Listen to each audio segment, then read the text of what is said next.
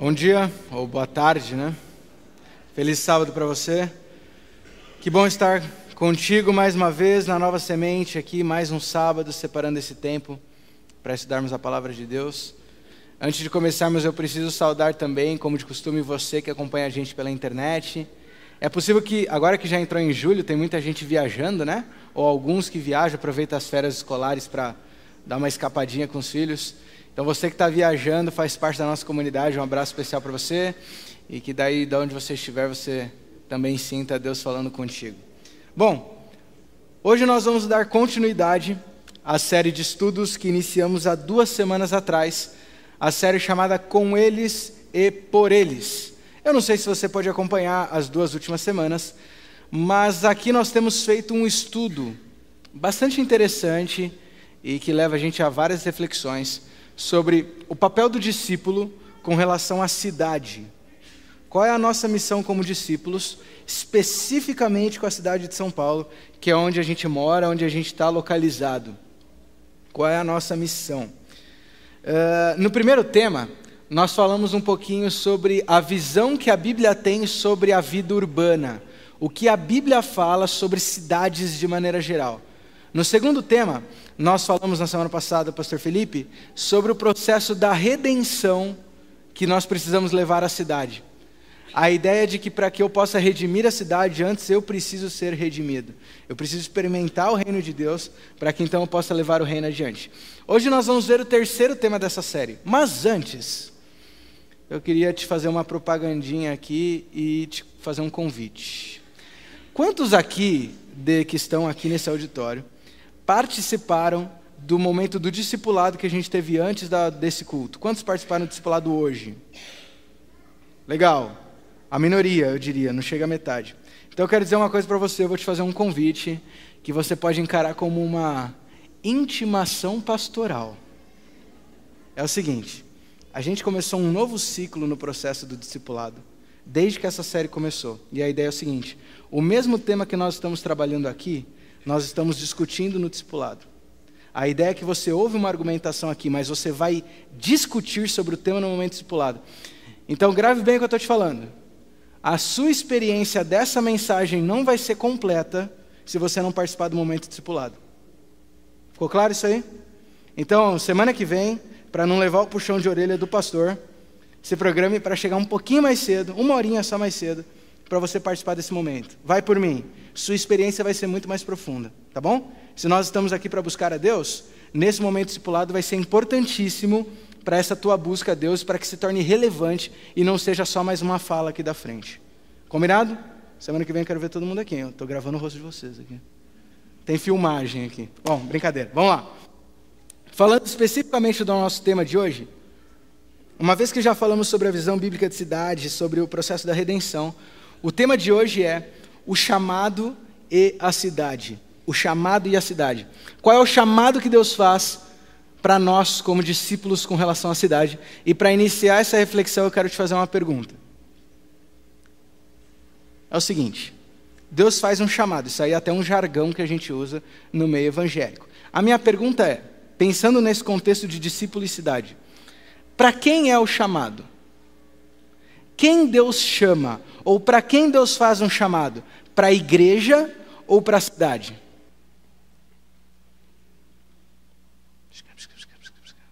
Fala, pode falar, pode responder.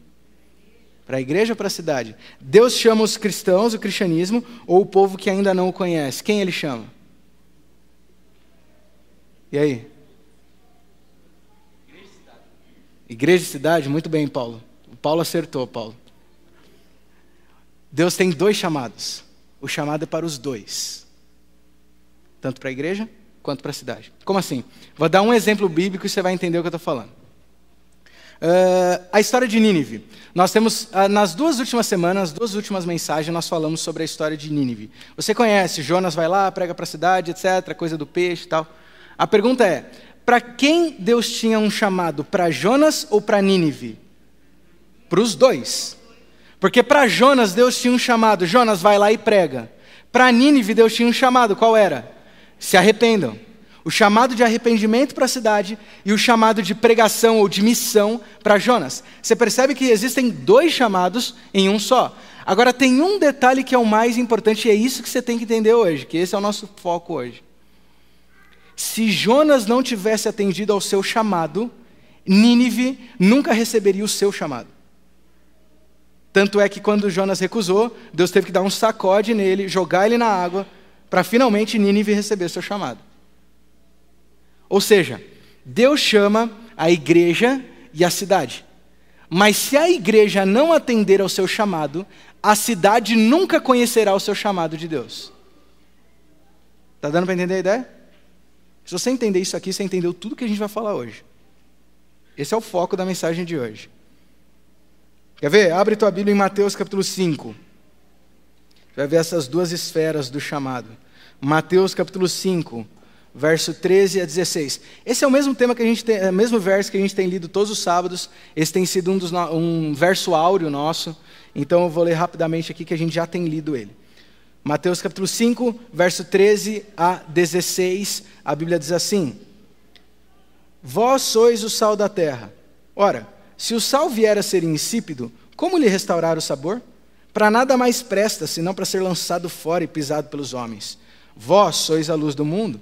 Não se pode esconder a cidade edificada sobre um monte, nem se acende uma candeia para colocá-la debaixo do alqueire, mas no velador, e alumia a todos que se encontram na casa. Assim, pois, brilhe também a vossa luz diante dos homens, para que vejam as vossas boas obras e glorifiquem a vosso Pai que está nos céus. Você percebe que aqui nesse texto nós encontramos 2 chamados? E eu não estou nem falando do fato de ser sal e luz, porque é quase que a mesma coisa. Quais são os 2 chamados? Deus tem um chamado para a cidade, para o povo que vive no escuro, que eles precisam conhecer a luz. Mas para que isso aconteça, Deus faz um chamado para aqueles que já estão em luz, para que iluminem a cidade. Percebe os 2 lados? Nós somos chamados para ser luz. A cidade é chamada para conhecer a luz. O grande ponto é, se eu não atender o meu chamado de ser luz, a cidade vai continuar no escuro e nunca vai conhecer a luz que Deus propôs para eles. Deu para entender essa ideia? Sei que está meio redundante, mas é que é para enfatizar mesmo, que é isso que a gente vai falar hoje. O que eu estou querendo te mostrar é o seguinte: atender ao chamado de Deus não é apenas uma missão nossa, mas é uma responsabilidade que nós temos para com os outros. Quando falhamos em nosso chamado, não estamos apenas em falta com a nossa parte, mas estamos impedindo que a cidade conheça o seu chamado de Deus. Se a Nova Semente não atender o seu chamado, não é apenas nós que saímos perdendo, mas o bairro do Paraíso vai ser impedido de conhecer o chamado de Deus. Isso é sério. É uma responsabilidade grande. São vidas que estão nas nossas mãos. E esse é o tema que a gente vai debater hoje. Abra sua Bíblia em Marcos capítulo 5. Aí pertinho. Marcos capítulo 5 é a primeira história, o primeiro trecho que eu quero ler com você hoje. E antes de lermos agora sim, quero convidar você a fechar seus olhos para nós orarmos e pedirmos mais uma vez a direção de Deus nesse estudo. Você ora comigo?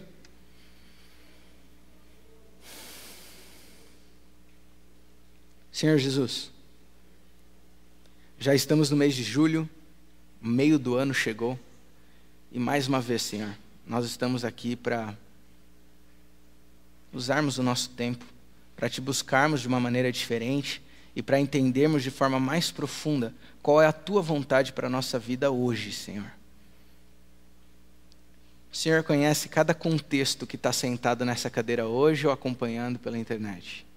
O Senhor conhece cada histórico, cada coração, o que se deseja ser ouvido, mas principalmente o que precisamos ouvir. Por isso, nesse momento, a única coisa que eu te peço é que o Senhor fale conosco. Essa mensagem, Senhor, na verdade, esse estudo todo dessa série tem o propósito de mexer com a gente, tem o propósito de mexer comigo. Então, por favor, Senhor, cutuca a gente. Incomoda o nosso coração. Faz a gente ser diferente. Para a gente poder cumprir mais próximo aquilo que o Senhor sonhou como missão para a nossa vida. Que nesse momento, todo som e barulho se cale. que apenas a sua presença seja sentida em nosso meio. E que o mesmo Espírito Santo que inspirou os profetas a escrever esse livro sagrado, possa agora falar aos nossos ouvidos, e que nós possamos sair daqui transformados pela tua palavra. Em nome de Jesus eu oro. Amém. Marcos capítulo 5, a partir do verso 15, eu vou ler do verso 15 ao 20, ao final da história, mas você vai entender o que está acontecendo, tá? Marcos 5, verso 15 ao 20 diz assim: Indo ter com Jesus, viram o endemoniado, o que tivera legião, assentado, vestido em perfeito juízo, e temeram. Os que haviam presenciado os fatos, contaram-lhes o que acontecera ao endemoniado e acerca dos porcos, e entraram a rogar-lhe que se retirasse da terra deles. Ao entrar Jesus no barco, suplicava-lhe o que fora endemoniado, que os deixasse estar com ele. Mas Jesus, porém, não lhe permitiu, mas ordenou-lhe: Vai para a tua casa, para os teus, anuncia-lhes tudo o que o Senhor te fez, e como teve compaixão de ti.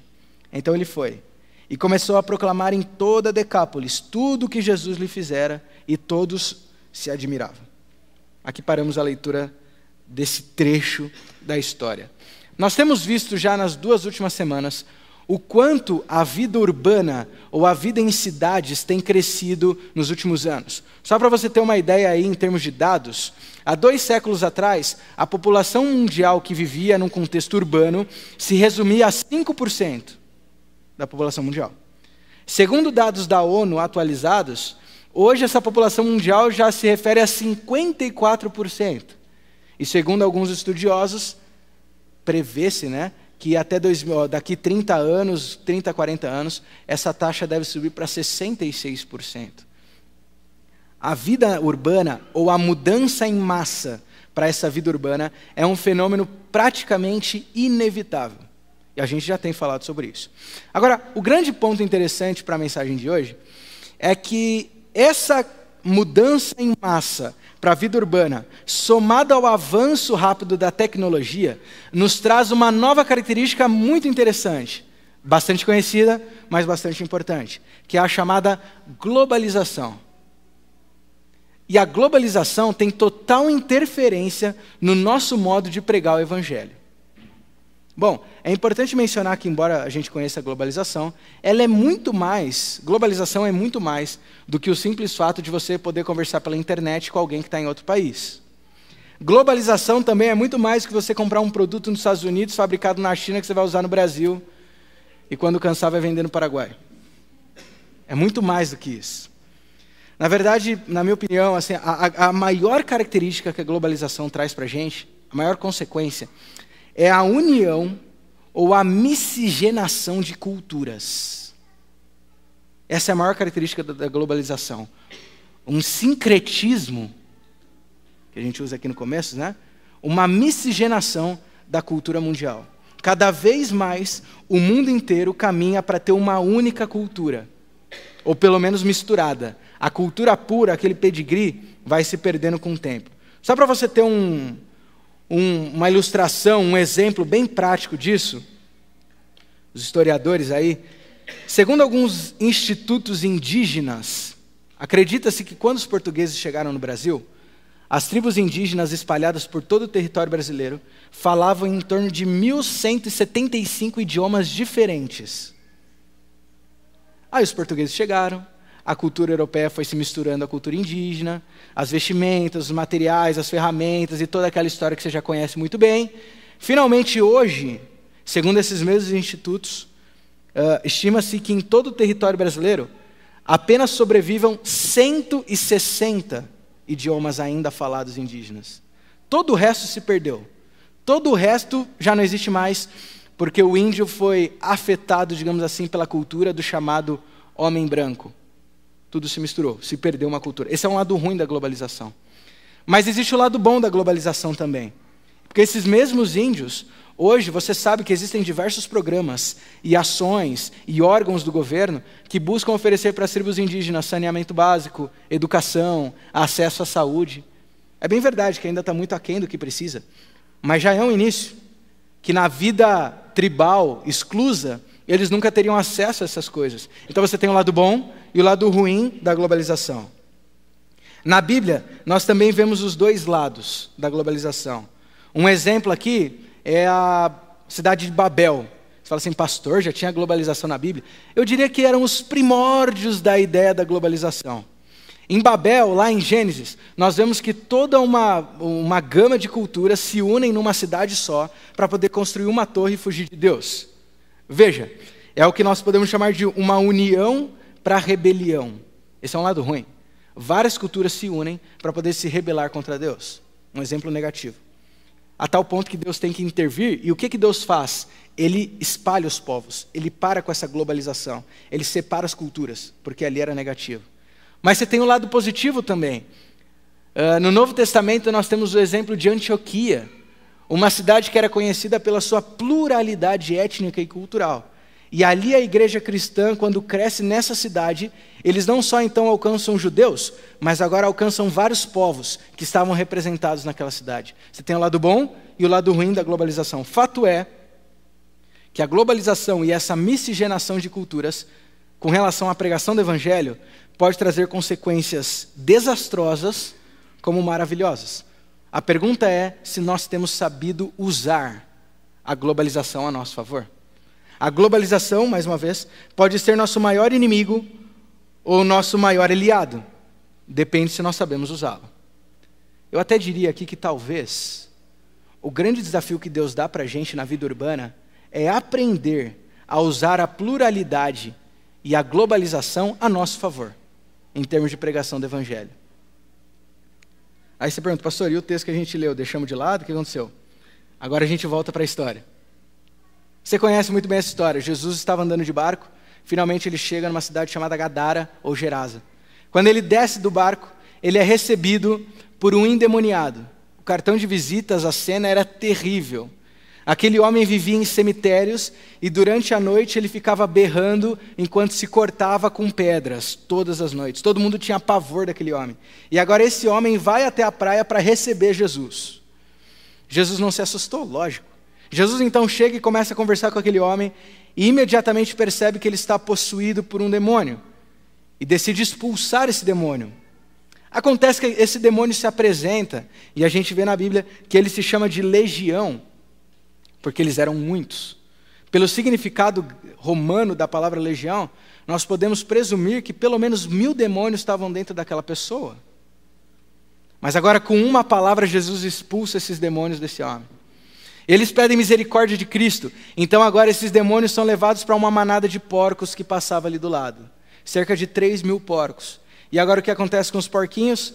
Todos possuídos agora pelo demônio, vão até um penhasco e se jogam de despenhadeira abaixo até morrer. Bom, por um lado nós temos uma pessoa que foi salva, por outro lado temos porquinhos que morreram. Os donos dos porquinhos ficaram revoltados. E agora eles vêm das suas casas, das suas fazendas, para poder protestar contra a atitude de Cristo.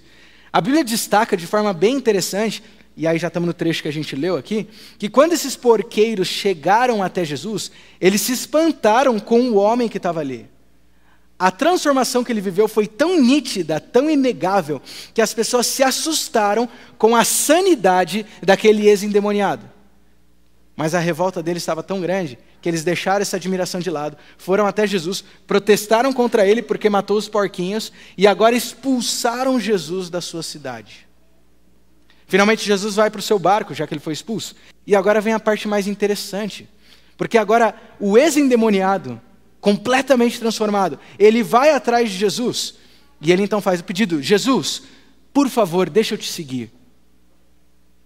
O texto destaca para a gente que aquele homem suplica para Cristo, para se tornar um discípulo dele. Claro, imagina, a transformação que ele viveu foi tão grande, que ele nunca mais queria ficar longe daquele Jesus, daquele Cristo que pode tirar uma legião de demônios de dentro dele. Se você faz um exercício, faz de conta que você não conhece o final da história. Qual foi a resposta de Jesus ao pedido de posso segui-lo? Nossa tendência assim, natural é dizer, lógico, Jesus permitiu. Disse, por favor, entre no barco, vamos juntos. Mas foi isso que aconteceu? Não. E agora, para nossa surpresa, Jesus diz, não, você não vai me seguir. Ué, como assim? Jesus tinha uma outra missão para aquele homem. E agora Jesus vira para aquele homem e fala, você vai voltar para casa. E a sua missão é voltar para casa e para os seus familiares, amigos, testemunhar daquilo que você viveu aqui. Ok, aquele homem adotou essa missão de vida e voltou para casa. Só que a Bíblia fala que aquele homem não se conteve em pregar apenas para sua família. Depois que ele falou para toda a sua família e seus amigos, agora a Bíblia diz que ele saiu por toda a região de Decápolis, pregando da transformação que o homem chamado Jesus proporcionou em sua vida. Só para você ter uma ideia, Decápolis é uma região que fica logo ao sul do Mar da Galileia, formada, como o nome já diz, por 10 grandes cidades. Decápolis era um aglomerado de centros urbanos.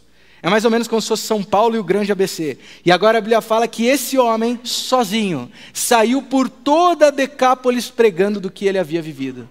E qual era a reação das pessoas, segundo a Bíblia? Elas se admiravam. Que Jesus é esse? Um homem foi luz para milhares de pessoas numa região de 10 cidades, sozinho. Ele iluminou a vida de milhares de pessoas. Você tem noção do que é isso?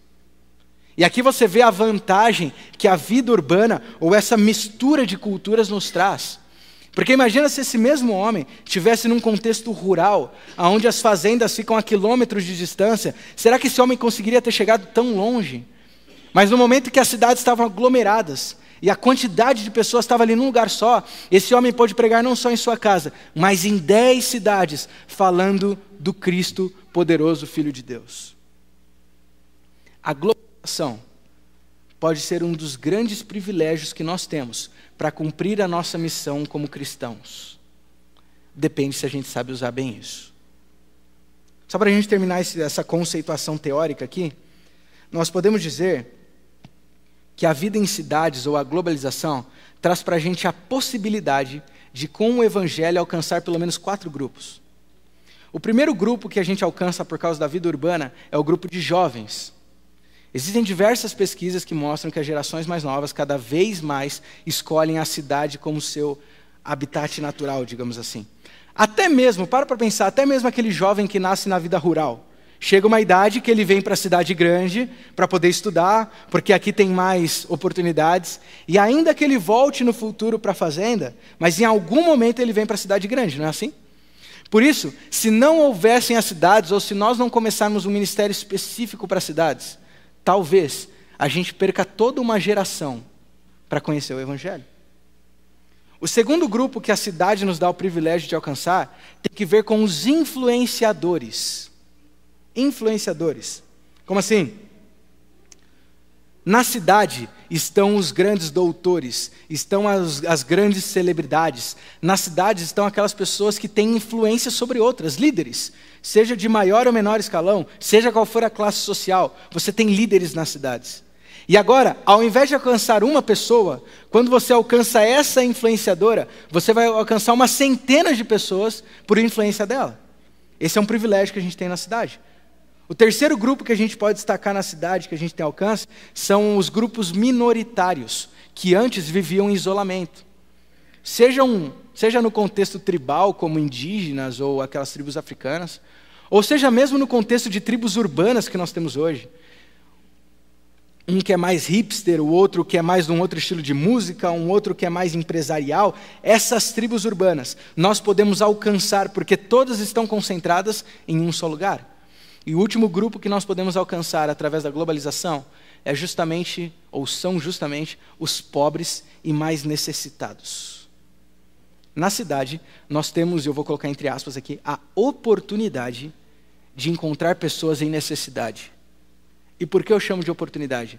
Porque através da ação social, nós temos a possibilidade de chancelar a nossa mensagem. A nossa mensagem do Evangelho, ela faz sentido quando ela está somada à ação social. Afinal de contas, amor ao próximo.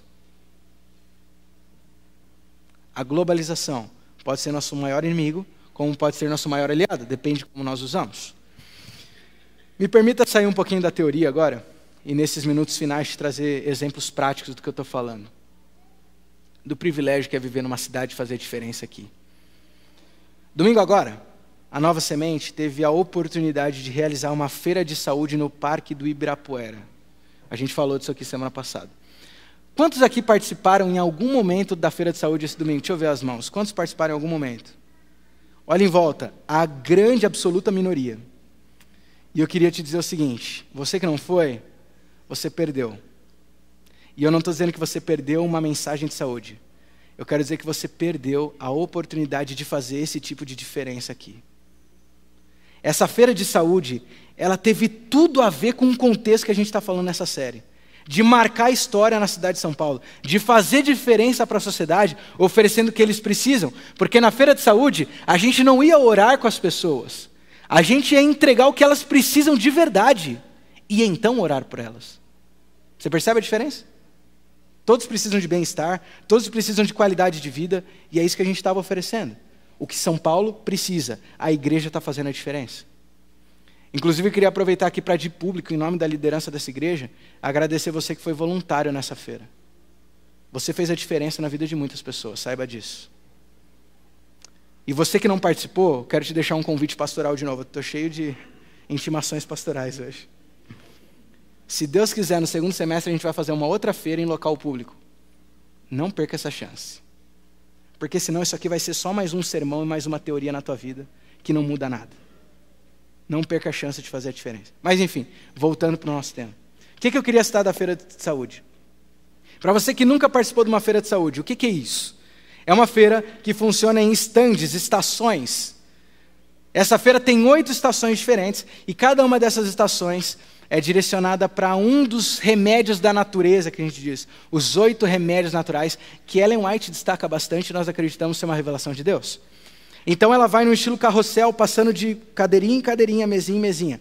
Cada um dos estandes, ou cada uma das estações, dura em torno de 5 minutos. É bem rápido, 5 a 7 minutos, uma palestrinha e uma atividade prática para poder ficar bem lúdico aquilo que está sendo falado. Até que finalmente ela chega na última estação. E agora você que está craque na área de saúde, qual é o último remédio dos 8 remédios naturais? Confiança em Deus. Muito bem, confiança em Deus. Todo o ciclo das 7 estações, a pessoa leva em torno de 30 a 40 minutos, quando finalmente ela chega na última estação. E aqui é bem interessante o que acontece. Porque todas as estações, elas se reúnem em grupos para participar da palestra. Na Confiança em Deus, não. Na Confiança em Deus, ela vai ter uma entrevista particular, uma espécie de aconselhamento para a vida dela. A ideia é o seguinte, você passou 40 minutos ouvindo da importância de cuidar da saúde. Pois bem, saiba que Deus se importa com a tua saúde. E ter fé faz parte de uma saúde plena.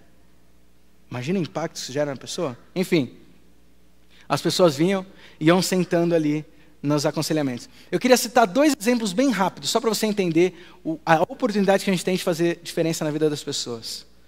Uma situação foi que uma pessoa sentou com uma das conselheiras, ela veio até me lembrar isso aqui no final do primeiro culto. E depois de ouvir aquele aconselhamento, porque não tem limite de tempo, então ficou ali uns 10, 15 minutos. Esse homem virou para essa mulher, a conselheira, que é voluntária dessa igreja, e falou assim, olha, muito obrigado pelo que vocês estão fazendo. Isso aqui é o trabalho de Deus. Vocês estão fazendo diferença na minha vida. E ele saiu profundamente emocionado e chorando. Uma mensagem de saúde que mudou a vida de alguém. Porque Deus fez parte. Agora eu queria destacar uma outra história, que para mim chamou muita atenção. Como eu mencionei, nessa parte do aconselhamento não tinha limite de tempo. Então a pessoa ficava quanto tempo precisava. Alguns se abrem mais, outros se abrem menos. Alguns sentem ali uma oportunidade de abrir o coração para alguém, como nunca tiveram a oportunidade. E ali eles conversam. Teve uma senhora que bem no início da feira se sentou com um voluntário dessa igreja, que eu só não vou citar o nome dele porque eu não pedi autorização. Mas ele se sentou ali com esse voluntário da nossa igreja. E ali esse voluntário começou a aconselhar. Eles conversaram. E o tempo passou e eles conversaram, o tempo passou e eles conversaram, o tempo passava e eles conversaram. A cena chegava a ser engraçada. Estavam os 2 sentados assim na cadeirinha, e em volta os outros conselheiros iam trocando. Todo mundo ia trocando. O pessoal, e aquela senhora continuava. Sabe quando você pega uma cena que é acelerada, e tudo em volta fica mexendo e fica só um parado ali no meio? Era mais ou menos essa cena, assim. O tempo foi passando. E eu confesso para você que a gente começou a olhar, a gente começou a ficar preocupado com o rapaz da nossa igreja. Oh, meu Deus, essa senhora não está soltando ele. Vamos ajudar esse cara. Alguém ajuda ele. Finalmente, uma das voluntárias da nossa igreja aqui também chegou ali gentilmente, ainda bem que foi ela, porque eu não saberia fazer tão gentilmente, chegou ali e falou assim: pessoal, tem mais gente que precisa ser atendido, então a gente precisa finalizar, tudo bem? Tudo bem. Levaram mais 10 minutos para que a finalização fosse feita. E agora aquela senhora saiu. Quando aquela senhora saiu, eu juro para vocês que eu estava preocupado com o nosso voluntário. Ele passou muito tempo ali. Eu cheguei para ele e falei assim: rapaz, eu cheguei ainda na verdade brincando, né? Cheguei falando assim: e aí o recordista da manhã aqui ficou mais tempo com alguém. Você tá bem? Como é que foi? Tá tudo certo? Precisa tomar um ar, coisa assim. Ele olhou para mim com uma cara meio de assustado. Falou assim: não, pastor, tudo bem. Conversamos, foi legal, tudo certo. Eu percebi que ele não entendeu muito bem o que estava acontecendo. Eu falei assim: rapaz, você tem noção de quanto tempo você ficou conversando com essa senhora? Não. Foi um tempo que precisava, mas tem testemunhas, tá? Eu não estou exagerando. Eu estou falando o número na segurança, para não ter medo de errar. Aquela senhora ficou conversando com aquele rapaz 3 horas. 3 horas contadas no relógio, no mínimo. 3 horas. Aí eu olhei e falei para ele assim: rapaz, você tem consciência que você ficou 3 horas conversando com essa senhora? E ele olhou para mim com uma cara de espanto. Falou: não, pastor. A impressão que dava é que ele tinha a sensação de que tinha conversado meia hora. Coisinha rápida. Resolveu ali, tomou um pouquinho mais de tempo, talvez, mas coisinha rápida resolveu. E aí, quando eu falei isso, ele se emocionou e uma lágrima começou a escorrer do olho dele. E ele falou assim para mim: pastor, eu simplesmente senti que aquela senhora ela precisava se abrir. Ela precisava conversar com alguém. E eu entendi que era a minha missão ali, poder oferecer para ela o que ela precisava. Eu não vi o tempo passar. A empatia desse rapaz. Depois eu falei para ele: cara, Deus te abençoe. Você foi Deus para essa pessoa. Você foi Deus para essa pessoa. Você entende o privilégio que nós temos de fazer a diferença na vida das pessoas na cidade, quando aproveitamos esse contexto? Você entende a seriedade do que é dizer que através dessa feira de saúde, a Nova Semente marcou a história de muitos paulistanos que talvez nunca ouviriam falar de Deus? Numa ação, para pensar nisso, numa ação no Parque do Ibirapuera, pessoas foram marcadas para sempre. A Nova Semente fez a diferença na história de São Paulo, em uma única ação. Quão pouco a gente aproveita o privilégio da vida urbana, em termos de pregação do Evangelho. Isso só me faz lembrar daquele outro texto que eu falei que é nosso verso áureo também, que é Jeremias 29, 7. Trabalhem para o bem da cidade. Orem a mim pedindo em favor dela, pois se ela estiver bem, vocês também estarão. Como falamos desde o primeiro tema, é nossa missão ser os melhores habitantes da cidade de São Paulo. E aí eu pergunto: até que ponto nós temos feito diferença nessa cidade? Até que ponto nós temos aproveitado o contexto da globalização para não só atendermos o nosso chamado, mas oferecermos o chamado de Deus para essa cidade? Existe um teólogo, e eu estou terminando, tem um teólogo chamado Roger Greenway, que ele traz uma proposta interessante. Eu queria que você prestasse atenção nessa proposta com relação à globalização e o Evangelho. A proposta dele é o seguinte, presta atenção. Por meio da migração mundial às cidades, Deus pode estar montando o cenário para a maior missão cristã e talvez para a hora final. Você entendeu o que ele falou? Já pensou nisso? Eu vou te citar 2 versos bíblicos aqui que você vai linkar com essa citação. Mateus capítulo 24, verso 14. E esse evangelho será pregado a todo o reino e todas as nações, então virá o fim. Marcos 16, 15. Vão pelo mundo todo e preguem o evangelho a todas as pessoas. Preguem a todos os povos, línguas e nações. E se, através da globalização, Deus está nos dando a oportunidade de alcançar a todos os povos em um só local? Já pensou nisso? E se, através de uma cidade etnicamente plural, Deus está nos dando o privilégio de alcançar todas as tribos em um só local? Existem países que nunca ouviram falar de Deus. E aí você fala assim, pastor, infelizmente eu não tenho mais condições de saúde, financeiras ou até de vida, de ir lá para a Índia, para o Oriente Médio para falar de Deus. Deixa eu fazer uma pergunta, você já andou aqui na Avenida Paulista? Aqui do lado. Não é lá, não precisa nem pegar metrô, aqui do lado. Todos eles estão aqui. Você já caminhou uma vez pela Avenida Paulista, parando para perceber as tribos urbanas que estão aqui? Você tem todos aqui, dos mais alternativos aos mais comuns, vamos dizer assim. Aqui você tem hipsters, aqui você tem tribos musicais, aqui você tem tribos empresariais, aqui você tem pluralidade étnica. Aqui, sabe o que você tem aqui na Avenida Paulista? Todos os povos, tribos, línguas e nações. E a minha pergunta é, que diferença a gente está fazendo para esse povo? E se Deus nos deu a ordem de ir a todo mundo pregar o Evangelho, mas para nos ajudar, Deus trouxe todo mundo até o lado do Evangelho, até o lado dessa igreja? E se, ao fazer a diferença na minha cidade, eu pudesse estar fazendo a diferença no mundo inteiro?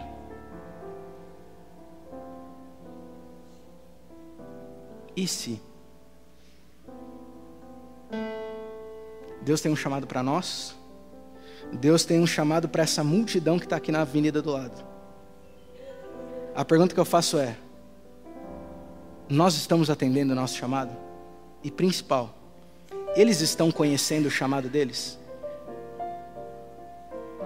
E se a pregação do Evangelho poderia ser cumprida se nós apenas e tão somente fizéssemos a diferença no bairro que estamos? E se? Eu vou terminar com você com um verso bíblico. E eu faço questão que você abra esse verso. Eu não vou comentar nada depois desse verso. A gente vai cantar depois desse verso, mas eu quero te deixar com a mensagem bíblica de Paulo. Abre tua Bíblia. Se você tiver uma caneta, grifa esse texto, porque ele resume tudo que a gente falou até agora. Livro de Romanos, capítulo 10. Livro de Romanos, capítulo 10. Se nada do que eu falei até agora fez sentido ou fez diferença para você, a palavra de Deus vai fazer. Romanos capítulo 10, verso 13 ao 15. Romanos 10, verso 13 a 15. Grife na tua Bíblia e leia com atenção comigo.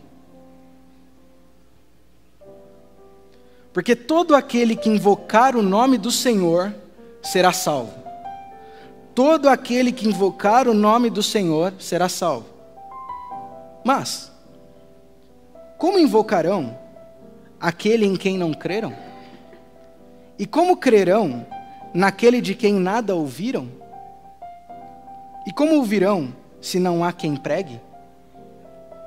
E como pregarão se não forem enviados? Como está escrito, quão formosos são os pés dos que anunciam coisas boas, as boas novas. Vamos cantar.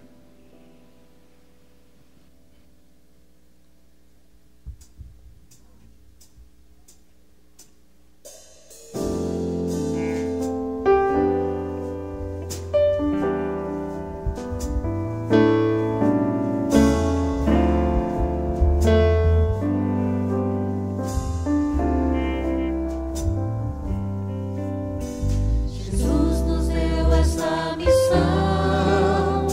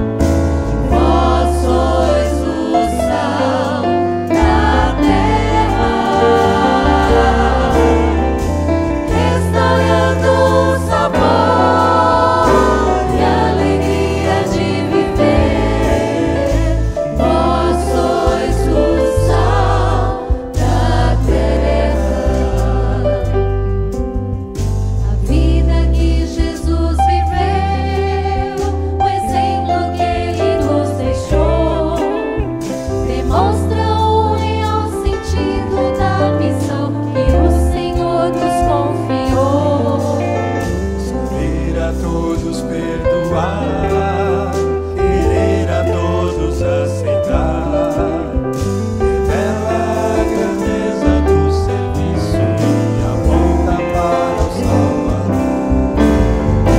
Vós sois o sal da terra, vós sois o sal da terra, restaurando o sabor e a alegria de viver. Vós sois o sal da terra, vós sois o sal da terra, vós sois o sal da Se você ainda não está convencido, acabou de chegar para mim uma notícia que eu não sabia, chegou agora, que talvez te mostre como é fácil fazer a diferença na vida das pessoas. Sabe essa senhora das 3 horas de conversa? Estava aqui hoje no primeiro culto. Simplesmente porque alguém deu atenção, porque alguém resolveu fazer a diferença na vida dela.